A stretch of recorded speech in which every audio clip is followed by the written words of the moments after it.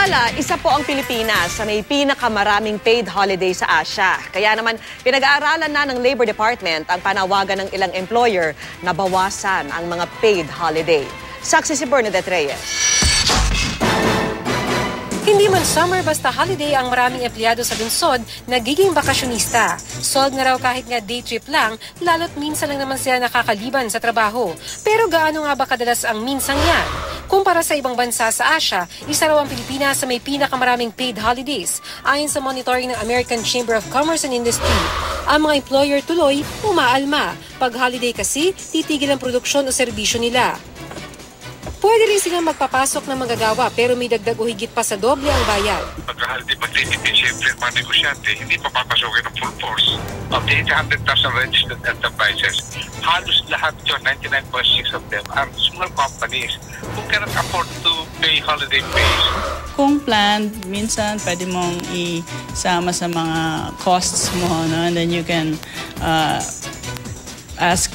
enfold it into the cost of and your pricing. But when it's unplanned, talagang it could really put you in the red. Some years back where I think there were 5 special holidays and yun talagang from profit to loss ang nagiging resulta nun. Ayon sa Department of Labor and Employment, merong 184 na local holidays sa bansa na idineklara na Pangulo di naman kaya nakapasa sa Kongreso. Karaniwan dito ginugunita ang pagkakatatag ng isang lugar o di naman kaya ipinagdiriwang ang pista ng mga santo.